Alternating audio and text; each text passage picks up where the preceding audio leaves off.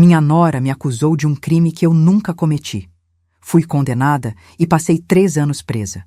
Meu próprio filho olhou nos olhos do juiz e pediu dê a pena máxima. Eles tentaram me visitar todo mês. Eu nunca aceitei. No dia em que saí da prisão, descobri que aquela condenação foi a maior bênção da minha vida. Sim, você ouviu direito.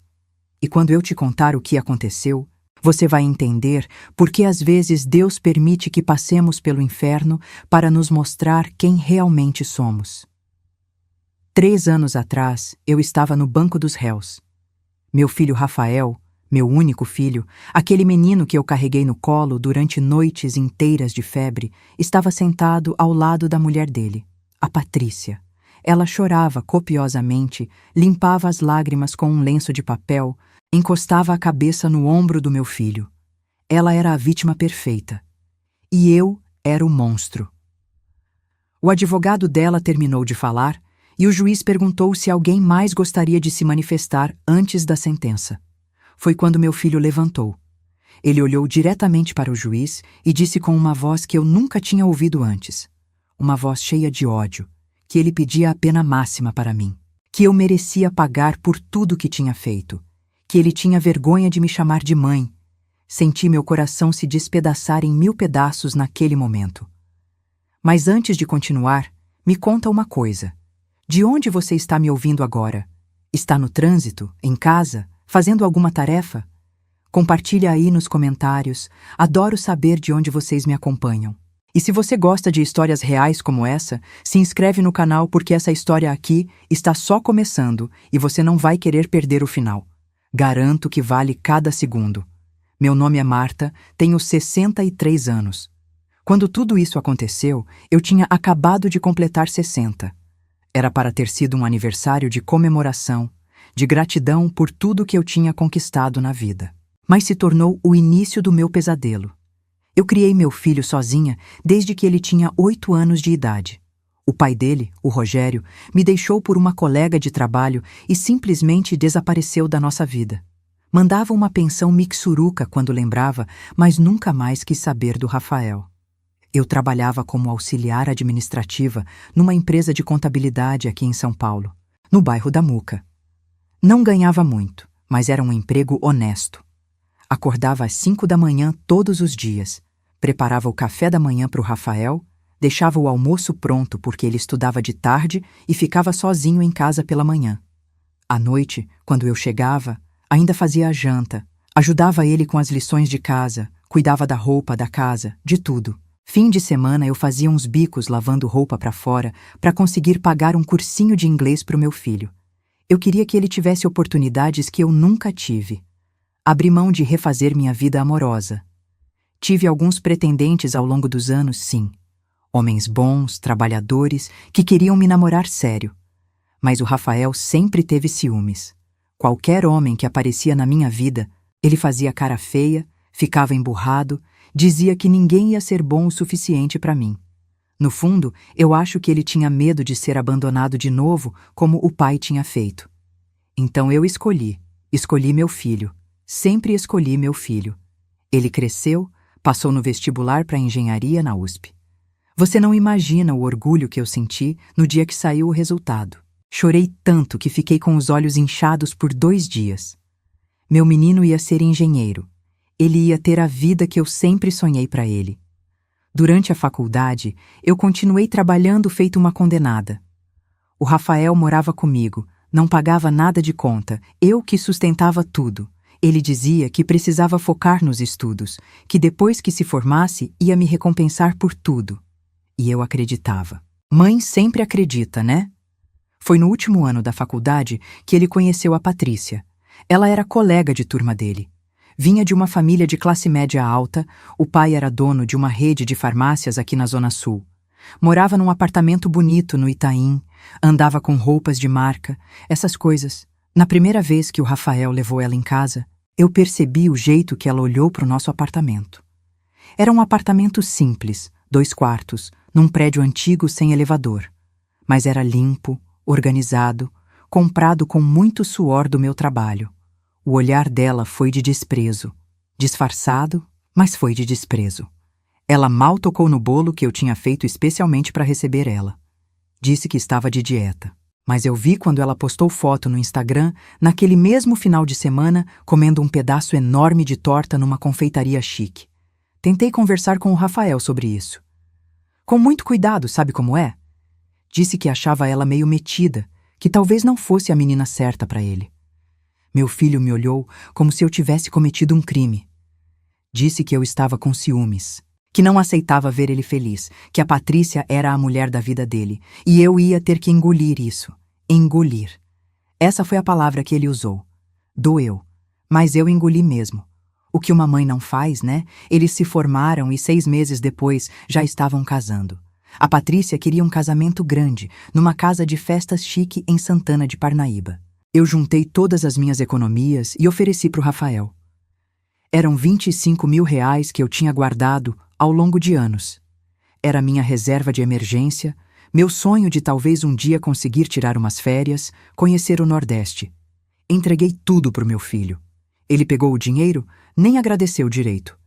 Disse que ia ajudar, mas que não cobria nem metade do que a Patrícia queria. O pai dela pagou o resto. No dia do casamento, eu não fui colocada na mesa principal. Fiquei numa mesa no canto do salão, com uns primos distantes do Rafael que eu mal conhecia. A Patrícia colocou a madrinha dela, uma amiga da faculdade, na mesa principal. Eu, mãe do noivo, que tinha pagado parte daquele casamento, fiquei esquecida no canto. Na hora das fotos, a Patrícia fazia questão de me deixar de fora. O fotógrafo até chamava: "Olha, vamos fazer uma com a mãe do noivo", mas ela sempre inventava alguma desculpa. Que tinha que aproveitar a luz, que ia fazer depois que não sei o quê. Resultado: tenho 3 fotos do casamento do meu filho. 3. E em nenhuma delas estou ao lado dele. Depois do casamento, eles foram morar num apartamento que o pai da Patrícia comprou para eles de presente. 3 quartos, 2 vagas de garagem, num condomínio moderno na Vila Mariana.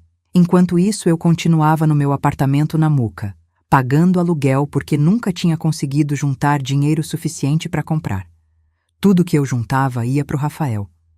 Eu achei que depois de casado, morando bem, com um bom emprego, ele tinha conseguido uma vaga numa construtora grande, a vida ia melhorar entre a gente. Mas foi o contrário. As visitas foram ficando cada vez mais raras. Eu ligava, ele não atendia. Mandava mensagem no WhatsApp, ele visualizava e demorava dias para responder. Quando respondia, era sempre com uma desculpa. Que estava atarefado no trabalho, que a Patrícia não estava se sentindo bem, que tinha compromisso com a família dela. Sempre a família dela. Eu implorava para ele vir almoçar comigo num domingo. Um domingo, só um. Fazia meses que eu não via meu filho. Ele disse que ia tentar. No sábado à noite, confirmou que viria. Acordei às 6 da manhã naquele domingo. Fui no Mercadão da Madrugada comprar os melhores ingredientes que eu podia pagar. Fiz a feijoada que o Rafael amava desde pequeno. Passei o dia inteiro na cozinha. Arrumei a mesa bonita, coloquei uma toalha que eu guardava para ocasiões especiais. 12h30 da tarde, a hora que ele tinha dito que chegaria, eu já estava pronta, esperando. 1h da tarde, nada. Liguei, não atendeu. 2 da tarde, mandei mensagem. 3 da tarde, já estava desesperada. 4 da tarde, ele respondeu: "Desculpa, mãe. A Patrícia quis almoçar na casa dos pais dela. Esqueci de te avisar." Foi nessa época que eu percebi que tinha perdido meu filho. Não para a morte, que seria mais fácil de aceitar. Tinha perdido ele para a indiferença, para o desprezo, para a manipulação daquela mulher. Mas o pior ainda estava por vir. Um dia, era uma quinta-feira de manhã. Eu nunca vou esquecer. A Patrícia apareceu no meu trabalho. Ela nunca tinha aparecido lá. Nem sabia direito onde eu trabalhava. Chegou toda sorridente, me abraçou na frente das minhas colegas, disse que estava passando na região e resolveu me fazer uma surpresa. Aceitei levar ela para tomar um café na padaria do lado. Ela ficou falando amenidades por uns 10 minutos, perguntando como eu estava, comentando sobre o tempo, essas coisas. Até que ela soltou: "A gente precisa de um favor seu." Meu coração até acelerou. Pensei que finalmente eles estavam me incluindo em algo, me pedindo ajuda com alguma coisa, que eu voltaria a fazer parte da vida do meu filho. Que inocente eu fui. Ela continuou. A gente está querendo trocar de carro. O papai disse que ajuda, mas não pode dar o valor todo agora por causa de uns investimentos. A gente precisava de uns 30 mil emprestados por uns meses. Você não teria como ajudar? 30 mil reais. Eu ganhava 2.500 por mês. 30 mil era mais de um ano do meu salário. Eu não tinha 30 mil. Não tinha 10 mil. Não tinha nem 5 mil, porque tudo que eu tinha juntado tinha ido para o casamento deles. Expliquei isso para ela. Com educação, com carinho, dizendo que gostaria muito de ajudar, mas não tinha condições. Ela mudou completamente. O sorriso sumiu. Os olhos ficaram duros, frios. Ela se levantou, pegou a bolsa de grife que estava na cadeira ao lado e disse: Você é uma egoísta, Marta. O Rafael tinha razão sobre você. Passou a vida inteira sugando meu marido, fazendo ele se sentir culpado por tudo. E agora que ele precisa de você de verdade, você nega. Fiquei em choque. Não consegui nem responder. Ela saiu da padaria deixando eu ali, com um café pela metade e um nó na garganta que parecia que ia me sufocar. Naquela noite, o Rafael me ligou, gritou comigo pelo telefone, disse que eu era mesquinha, que ele tinha certeza que eu tinha dinheiro guardado e não queria emprestar por pura maldade, que a Patrícia estava arrasada com a forma grosseira que eu tinha tratado ela. Tentei me explicar, mas ele desligou na minha cara. Fiquei 3 meses sem falar com meu filho. 3 meses de mensagens não respondidas, de ligações que caíam direto na caixa postal, até que ele ligou. A voz estava diferente, mais suave. Disse que tinha exagerado, que a Patrícia também reconhecia que tinha sido dura comigo, que eles queriam fazer as pazes. Me convidaram para jantar no apartamento deles. Fui com o coração nas mãos, levando uma torta de limão que o Rafael adorava. O jantar começou bem. A Patrícia estava simpática, contava histórias do trabalho, perguntava sobre o meu dia. Até que na hora da sobremesa, ela soltou a bomba. Marta, a gente tem uma notícia. Estou grávida. Vou ser avó. Meu primeiro pensamento foi de alegria genuína. Abracei os dois, chorei, agradeci a Deus. Finalmente algo que ia nos unir de novo. Que inocente. A Patrícia continuou. A gente já conversou e decidimos que vamos precisar de ajuda com o bebê. Você poderia se mudar para cá, pro quarto de hóspedes. Assim você ajuda a cuidar do neném e ainda economiza o aluguel que você paga. É bom para todo mundo. Ela falou como se estivesse me fazendo um favor. Mas eu vi a verdade por trás. Eles queriam uma babá de graça. Mas eu topei. Porque eu queria estar perto do meu neto, perto do meu filho. Achei que seria uma nova chance de ter uma família de novo. Me mudei 2 semanas depois. Levei apenas o essencial, porque o quarto que me ofereceram era pequeno, mas parecia um depósito adaptado. Mas eu não reclamei. O bebê nasceu. Um menino lindo, o Cauã. Quando eu peguei ele no colo pela primeira vez na maternidade, senti que tudo tinha valido a pena. Todas as humilhações, todas as dores, tudo. Porque agora eu tinha meu netinho. A rotina foi se estabelecendo. Eu acordava de madrugada quando o Cauã chorava. Trocava fralda, dava mamadeira, ninava até ele dormir de novo. A Patrícia dizia que precisava descansar porque a amamentação deixava ela exausta. Tudo bem, eu entendia. Durante o dia, eu cuidava do bebê enquanto fazia comida, limpava a casa, lavava roupa. A Patrícia ficava no quarto dela, descansando. O Rafael chegava do trabalho e ia direto para o chuveiro, depois para o sofá, assistir televisão. Final de semana, eles saíam. Jantares, festas, churrascos na casa dos amigos. Eu ficava com o Cauã. Sempre. Nunca me ofereceram para eu sair, para descansar, nada. Eu era a empregada. Pior, eu era a empregada que não recebia salário, porque eu continuava trabalhando no escritório de contabilidade. Saía de manhã cedo, trabalhava o dia inteiro, voltava e assumia o segundo turno cuidando do bebê e da casa. Aos finais de semana, quando deveria descansar, ficava em tempo integral com o Cauã. Não recebia nenhum obrigado. Um dia, eu estava exausta. Tinha sido uma semana difícil no trabalho. Meu chefe tinha me sobrecarregado de tarefas. Cheguei em casa e a Patrícia estava arrumada, maquiada, com um vestido bonito. Disse que ela e o Rafael iam num aniversário de casamento de uns amigos, que eu ficasse com o Cauã. Era sexta-feira. Eu só queria tomar um banho e dormir. Mas pedi. Pela primeira vez pedi. Patrícia, eu estou tão cansada.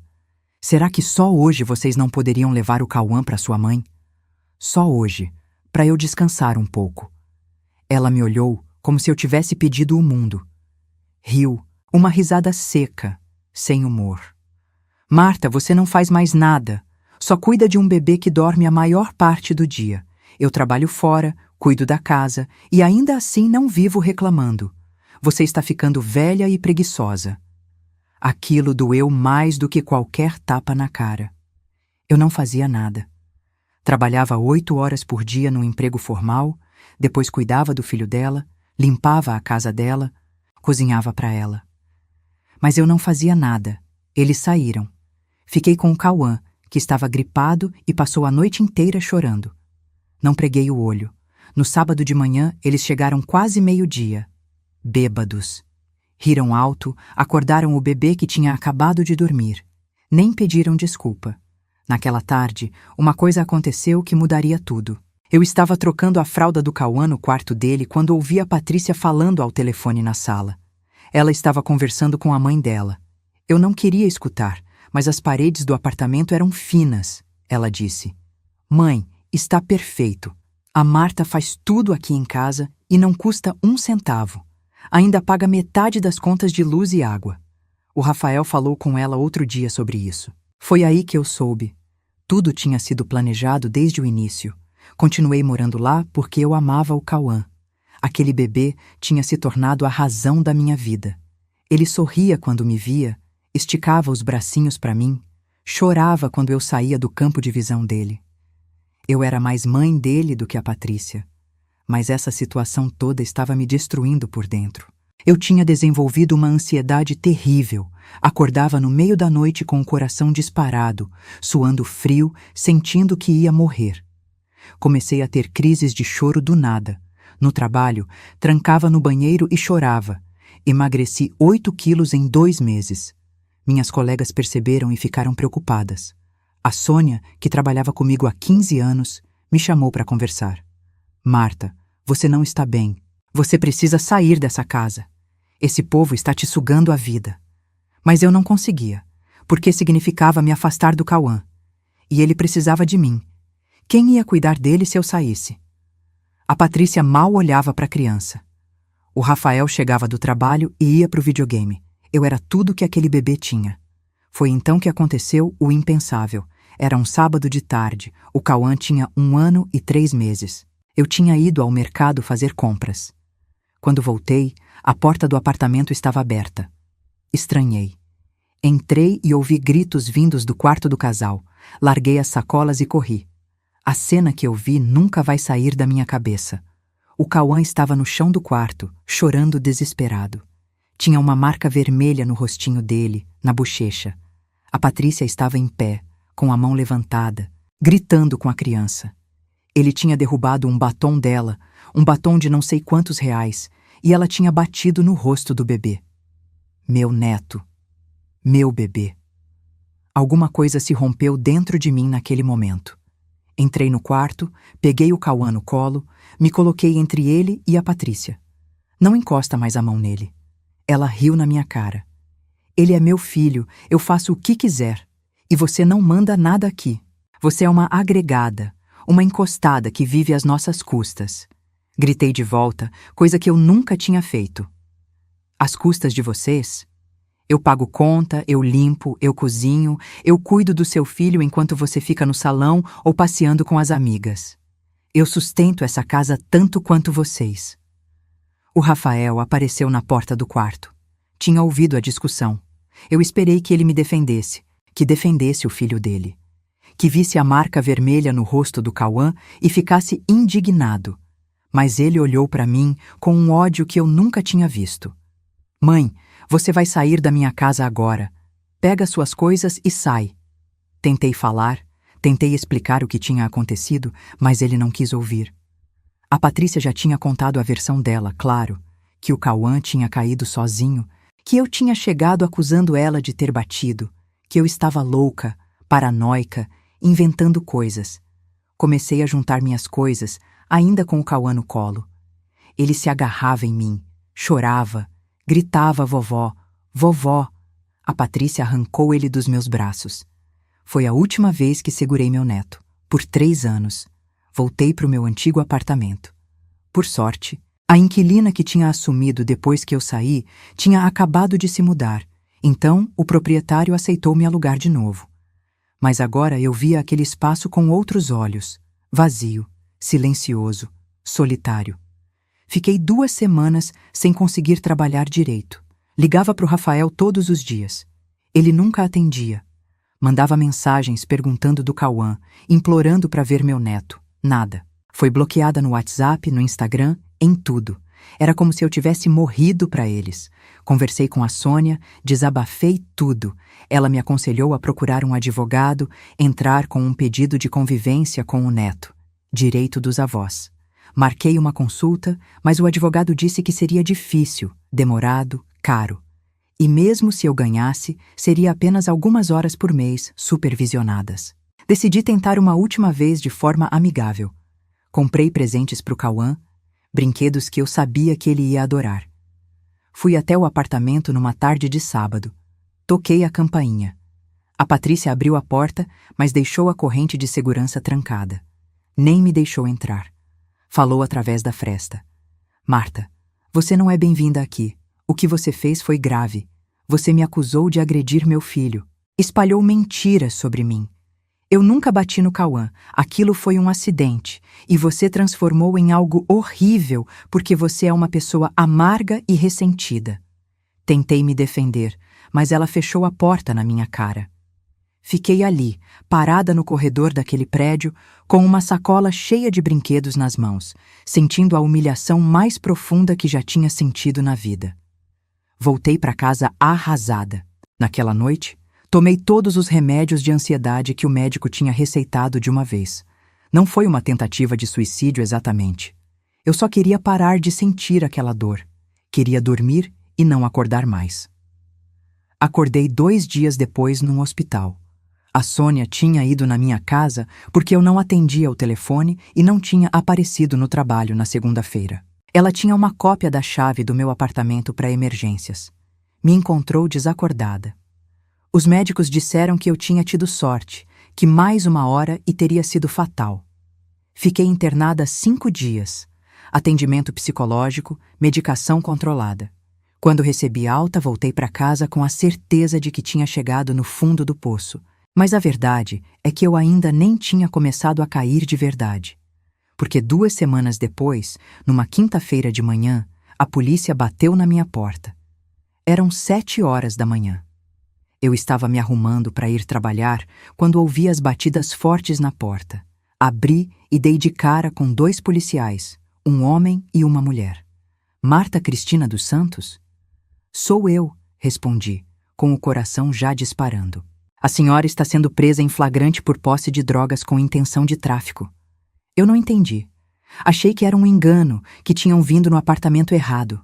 Mas eles entraram, me deram voz de prisão, me algemaram, revistaram meu apartamento inteiro e encontraram. Na parte de cima do meu guarda-roupa, dentro de uma caixa de sapatos velha que eu nem lembrava que existia, tinha uma quantidade enorme de cocaína. Pacotes e mais pacotes. Eu entrei em choque. Comecei a gritar que aquilo não era meu, que eu nunca tinha usado drogas na vida, que alguém tinha colocado ali. Mas quanto mais eu falava, mais parecia culpada. Me levaram para a delegacia. Tirou foto, tomou as digitais, aquele processo todo humilhante que você vê na televisão. Me jogaram numa cela com outras 6 mulheres. Fiquei ali, sentada num canto, tremendo, sem entender o que estava acontecendo. Como aquilo tinha ido parar no meu apartamento? Quem tinha colocado? Por quê? Quando finalmente pude fazer uma ligação, liguei para o Rafael. Eu não tinha mais ninguém. Ele atendeu. Filho, eu estou presa. Tenho um engano terrível. Racharam drogas no meu apartamento, mas eu juro que não sei como foi parar lá. Você precisa me ajudar. Precisa arranjar um advogado, por favor. Ele ficou em silêncio por um momento. Depois disse: Eu sei, mãe. A gente foi quem te denunciou. E desligou. Meu mundo desabou. Não fazia sentido. Por que meu filho faria isso? Por que a Patrícia? Foi só na audiência de custódia, 2 dias depois, que eu entendi tudo. A Patrícia prestou depoimento como testemunha. Ela disse, chorando muito, interpretando perfeitamente o papel de nora preocupada, que tinha desconfiado do meu comportamento há meses, que eu tinha ficado paranoica, agressiva, que tinha inclusive tentado agredir ela e o Cauã, que ela tinha começado a suspeitar de uso de drogas, que conversou com o Rafael e eles decidiram investigar, que foram no meu apartamento quando eu não estava, porque ela ainda tinha uma cópia da chave de quando eu morava com eles, e encontraram as drogas. Tudo mentira. Tudo friamente calculado. Mas o pior ainda estava por vir. O Rafael pediu para falar na audiência. O juiz permitiu. Meu filho se levantou, olhou para mim pela primeira vez desde que eu tinha entrado naquela sala, e falou: Meritíssimo, minha mãe sempre foi uma pessoa difícil. Eu fui criado por ela sozinha e ela sempre foi controladora, manipuladora. Quando eu casei, ela não aceitou. Começou a inventar histórias sobre minha esposa, a causar problemas no nosso casamento. Quando nosso filho nasceu, ela foi morar com a gente e a situação piorou. Ela queria controlar tudo. Dizia que eu e minha esposa éramos pais ruins, que só ela sabia cuidar do bebê. Teve um dia que minha esposa, sem querer, derrubou meu filho no chão. Foi um acidente. Ela estava com ele no colo e escorregou. Minha mãe surtou, nos acusou de agressão, de maus tratos. Tivemos que pedir para ela sair da nossa casa. Depois disso, ela começou a nos perseguir, a aparecer no nosso prédio, a mandar mensagens ameaçadoras dizendo que ia tirar nosso filho de nós.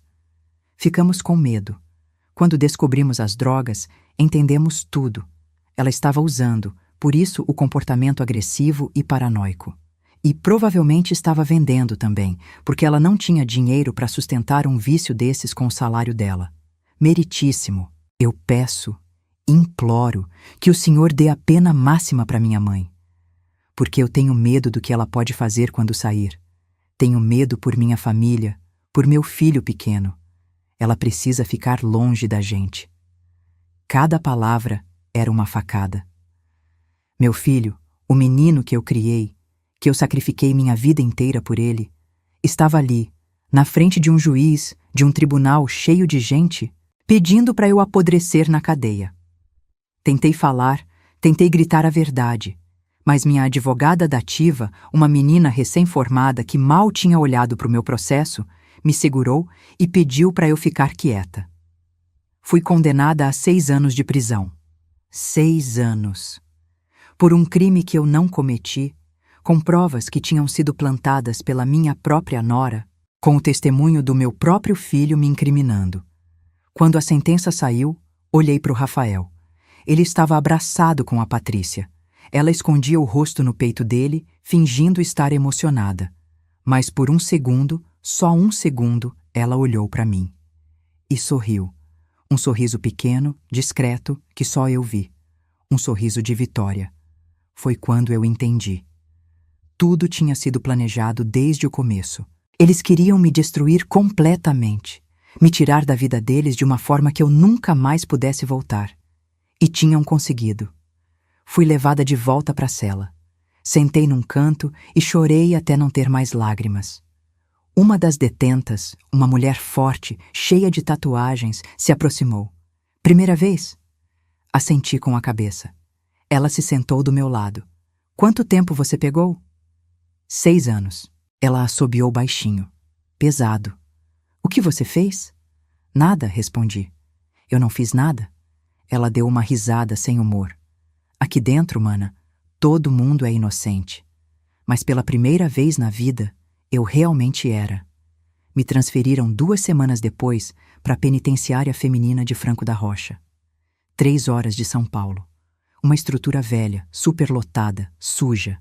Celas com 12 mulheres, onde deveria ter 6. Um banheiro só, sem privacidade nenhuma. Comida intragável. Baratas, ratos, violência. Nos primeiros meses, eu só queria morrer. Passava os dias deitada na minha cama, olhando para o teto. As outras detentas me deixavam em paz. Viram que eu estava destruída demais para incomodar. O Rafael e a Patrícia tentaram me visitar no primeiro mês. Apareceram num domingo de visitação. Eu estava no pátio quando a agente penitenciária me chamou. Dona Marta, a senhora tem visita. Quando eu vi quem era, senti uma raiva tão grande que meu corpo todo tremeu. Mandei dizer que eu não queria ver eles. Nunca. A agente voltou. Eles estão insistindo. Dizem que precisam falar com a senhora. Não quero, repeti. Podem ir embora.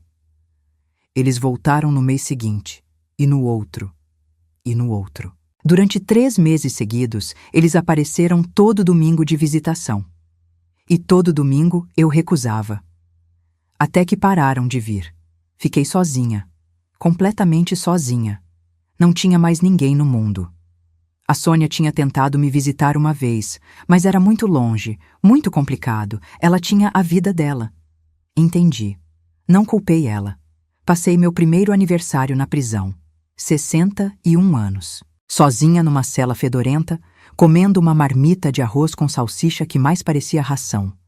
Pensando no meu neto, no Cauã, que devia estar com 2 anos agora. Será que ele lembrava de mim? Será que perguntava pela vovó? Foi mais ou menos nessa época que eu comecei a mudar. Teve uma detenta, a Joelma, que era meio que a líder do pavilhão. Mulher de uns 40 anos, presa por estelionato. Ela tinha uma inteligência impressionante. Tinha estudado até o ensino médio, lia muito, era esperta. Um dia ela sentou do meu lado no refeitório. Dona Marta, posso te fazer uma pergunta? Pode. Por que você não luta? Olhei para ela sem entender. Lutar como? Você diz que é inocente, que te incriminaram, que plantaram provas. Então por que você está aqui, definhando, esperando a morte chegar? Por que não luta para provar sua inocência? Porque não tem como, respondi. É a palavra deles contra a minha. E eles têm dinheiro, têm advogados. Eu não tenho nada. A Joelma me olhou com uma mistura de pena e impaciência. Todo mundo tem alguma coisa, Dona Marta. Você só precisa descobrir o que é. Aquela conversa plantou uma semente. Comecei a pensar, a realmente pensar, pela primeira vez em meses. E comecei a lembrar de coisas. Pequenos detalhes que na época não tinham feito sentido, mas que agora começavam a formar um quadro. Eu lembrei do dia que a Patrícia apareceu no meu trabalho pedindo dinheiro emprestado. Ela tinha uma cópia da chave do meu apartamento. Eu tinha dado para o Rafael quando ele era adolescente para casos de emergência. Ele nunca tinha devolvido. Lembrei que 2 semanas antes de ser presa, tinha chegado em casa e sentido que algumas coisas estavam fora do lugar. Nada óbvio, mas pequenas coisas. Uma gaveta que eu tinha certeza que tinha deixado fechada estava entreaberta. Uns papéis na mesa que estavam em ordem diferente. Na época, achei que estava ficando paranoica mesmo, como a Patrícia dizia. Mas agora eu entendia. Eles tinham entrado no meu apartamento, tinham plantado as drogas e depois tinham me denunciado. Mas por quê? Essa era a pergunta que me consumia. Por que fazer isso? Só para se livrar de mim? Parecia exagerado demais. Tinha que ter outro motivo. Comecei a conversar mais com a Joelma. Ela tinha uma cabeça boa para essas coisas, para entender motivações, interesses. Ela me fez perguntas. A Patrícia vem de família rica? Sim, o pai dela tem uma rede de farmácias. E você? Você tem alguma coisa de valor? Alguma herança esperando? Alguma propriedade? Não, eu não tenho nada. Nunca tive nada. Ela insistiu. Pensa bem, Dona Marta. Alguma coisa que talvez você nem saiba que tem valor. Foi aí que eu lembrei. Minha avó, a mãe do meu pai, tinha morrido quando eu tinha 20 e poucos anos. Ela tinha uma casinha simples em Itaquera. No testamento, ela deixou a casa dividida entre os 3 filhos dela. Meu pai ficou com 1/3. Quando meu pai morreu, Anos depois, aquele terço passou para mim. Mas eu nunca tinha feito nada com isso. A casa estava alugada, os outros 2 donos, meus tios, administravam tudo. Eu recebia um valor ridículo de aluguel, uns R$ 300 por mês, que caía na minha conta e eu nem prestava atenção. Mas Itaquera tinha se desenvolvido muito nos últimos anos. A região tinha valorizado por causa do metrô, do estádio da Copa. Aquela casinha, que 20 anos atrás não valia nada, agora devia valer alguma coisa. Contei isso para Joelma. Ela arregalou os olhos. Dona Marta, você precisa descobrir quanto vale essa propriedade. Mas como? Eu estava presa. Não tinha telefone, não tinha internet, não tinha acesso a nada. A Joelma tinha uns contatos. Gente de fora que ajudava ela com algumas coisas. Ela conseguiu que uma advogada amiga dela, que visitava outra detenta, desse uma olhada no meu caso. A advogada foi atrás dos registros da propriedade. Voltou 3 semanas depois. Dona Marta, aquela casa vale R$ 800 mil. Minha parte, 1/3. Valia R$ 260 mil. Era uma fortuna. Uma fortuna que eu nem sabia que tinha. Uma fortuna que o Rafael sabia que eventualmente seria dele quando eu morresse. Mas ele não queria esperar eu morrer de velhice. Não com a Patrícia no ouvido dele, com os luxos que ela queria, com a vida cara que eles levavam. Eles precisavam desse dinheiro agora. E a forma mais rápida de conseguir era me tirar do caminho. Se eu estivesse presa, condenada por tráfico, seria fácil me declarar incapaz. O Rafael, como único filho, conseguiria uma procuração, venderia minha parte da propriedade. Era isso. Era por isso que eles tinham feito tudo. Por R$ 260 mil, meu filho tinha me destruído. A raiva que eu senti naquele momento foi diferente de tudo que eu tinha sentido antes. Não era desespero, não era tristeza, era fúria pura, cristalina, fria. Eu tinha perdido 1 ano da minha vida naquele inferno. 1 ano longe do meu neto, da minha liberdade, da minha dignidade. Por ganância, por dinheiro. A Joelma viu a mudança em mim. Agora sim, Dona Marta. Agora você está pronta para lutar. Conversamos durante semanas, planejando. A advogada amiga dela não podia me representar oficialmente, mas deu uns conselhos. Eu precisava de provas de que as drogas tinham sido plantadas. Precisava de alguma coisa que ligasse o Rafael e a Patrícia à compra daquelas drogas, à entrada no meu apartamento. Parecia impossível, mas então eu tive uma ideia. O prédio onde eu morava tinha câmeras de segurança na entrada. Não eram câmeras boas, o sistema era velho, mas tinham câmeras. Se o Rafael e a Patrícia tinham entrado no meu apartamento para plantar as drogas, as câmeras tinham que ter gravado. O problema é que já tinha se passado mais de 1 ano. As gravações com certeza tinham sido apagadas. Ou não. A advogada foi atrás. Descobriu que o síndico do prédio, o seu Manuel, era um senhor antigo, meio paranoico, que guardava todas as gravações em HDs externos. Ele tinha medo de assaltos, de processos, essas coisas. Guardava tudo. A advogada foi falar com ele, explicou a situação. O seu Manuel lembrava de mim. Eu sempre tinha sido educada com ele, sempre pagava o condomínio em dia. Ele concordou em procurar as gravações da data aproximada que eu tinha calculado que eles tinham entrado lá. 2 semanas de espera. 2 semanas que pareceram 2 anos. Até que a advogada voltou, com um pendrive na mão e um sorriso no rosto. A gente conseguiu, Dona Marta. Eles entraram no seu apartamento no dia 12 de março, às 3 da tarde. Ficaram lá dentro por 40 minutos e saíram. Está tudo gravado. Comecei a chorar. Pela primeira vez em mais de 1 ano, chorei de alívio. Tinha prova. Tinha como provar minha inocência. Entramos com um pedido de revisão da sentença.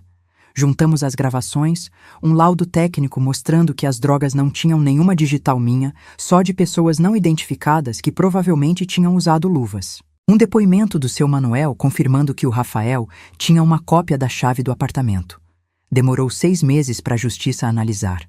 6 meses de ansiedade, de esperança misturada com medo de me decepcionar de novo. Até que saiu a decisão. Sentença anulada. Prisão revogada. Eu estava livre. Quando a agente penitenciária veio me buscar na cela para me dar a notícia, eu desabei no chão. Chorei tanto que fiquei sem ar. As outras detentas comemoraram comigo. A Joelma me abraçou forte. Você conseguiu, Dona Marta. Você lutou e conseguiu. Juntei minhas poucas coisas. 3 anos, 3 meses e 17 dias depois de entrar naquela prisão, eu estava saindo. Mas eu não era mais a mesma Marta que tinha entrado. O processo contra o Rafael e a Patrícia foi rápido depois disso. Com as provas todas, eles não tinham como se defender. Foram denunciados por falsidade ideológica, denunciação caluniosa, invasão de domicílio. O advogado deles tentou fazer um acordo, ofereceram devolver o dinheiro que tinham conseguido vender da minha parte da casa, eles tinham vendido mesmo, logo depois que eu fui presa, em troca de eu retirar as acusações. Eu recusei. Não era sobre dinheiro. Era sobre justiça. O julgamento foi marcado. Eu estava lá, na primeira fila, bem na frente deles. O Rafael não conseguia me olhar nos olhos. Ficava de cabeça baixa o tempo todo. A Patrícia tentava manter a pose, mas eu via o desespero no rosto dela. Minha advogada, agora sim uma advogada de verdade que eu tinha contratado com o dinheiro que sobrou da venda da casa, foi impecável. Mostrou as gravações, os laudos, os depoimentos, destruiu a versão deles pedaço por pedaço. Na hora dos depoimentos, eu tive a chance de falar. Olhei para o meu filho e disse: Rafael, eu te dei a vida.